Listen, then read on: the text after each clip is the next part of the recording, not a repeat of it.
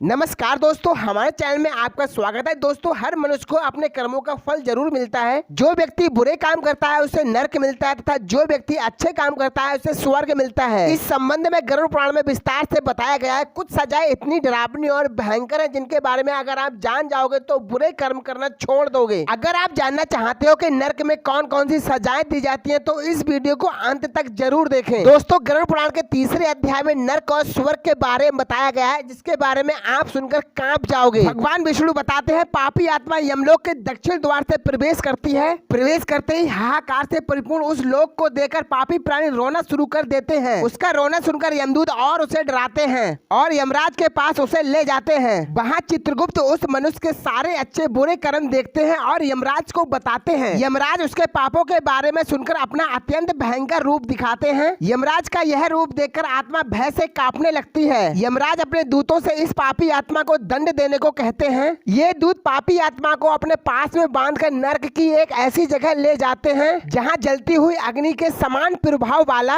एक विशाल सातमली वृक्ष है जो 5 योजन में फैला हुआ है। यमदूत पापियों को उस वृक्ष में उल्टा लटकाकर नीचे से आग जला देते हैं और उसे मुकदरों, भालों, लोहे की लाठियों से पीटते हैं। कुछ पापियों को भूमि पर गिराकर कुल्हाड़ी से खंड खंड कर दिया जाता है। कुछ के आरे से 2 टुकड़े कर दिए जाते हैं। कुछ पापी आत्माओं को गड्ढे में गाड़कर उनके सिर को तीर से भेदा जाता है। वह कुछ पापी आत्माओं को पेरने वाले यंत्र में डालकर सरसों के भांति पेरा जाता है। इतना ही नहीं, दुराचारी आत्माओं को जलते हुए अंगारों में डाल दिया जाता है। गरुड़ पुराण में 21 प्रकार के नरकों के बारे में बताया गया है। उनमें से कुछ नरकों के नाम इस प्रकार हैं: महानिरय, महारौरव, कालसूत्र, तमिस्त्रम, काकोल, तपन, कुंभीपाक आदि। इन नरकों में कुछ विशेष प्रकार की सजाएं दी जाती हैं जो और दूसरे नरकों में नहीं दी जाती हैं। भगवान विष्णु गरुड़ पुराण में यह भी बताते हैं कि कौन से कर्म करने से कौन सी सजा दी जाती है। भगवान विष्णु बताते हैं, जो जीवात्मा पुण्य कर्म करती है उसे यमदूत उन्हें यमलोक में पूर्व, पश्चिम और उत्तर द्वार से लेकर जाते हैं, जबकि पापी आत्मा को दक्षिणी द्वार से ले जाया जाता है। इसी दक्षिण द्वार के मार्ग में महाभयंकर नदी बैतरणी पड़ती है, जिससे पापी आत्माएं कष्ट पाते हुए यमपुरी पहुंचती हैं। दोस्तों, गरुड़ पुराण में अनेकों पाप और उन पापों के कारण मिलने वाली सजाओं के बारे में बताया गया है। तो आइए पहले उन सजाओं के बारे में जानते हैं। जो लोग अपनी जुबान से शास्त्रों का अपमान करते हैं, देवताओं और गुरुओं की निंदा करते हैं, नरक में उनकी जीभ को मांस खाने वाले पक्षी नोच नोच कर खाते हैं। पक्षी बार बार उनकी जीभ को खींचते हैं। पापी प्राणी फड़फड़ाते रहते हैं, लेकिन हाथ बंधे होने के कारण कुछ नहीं कर पाते।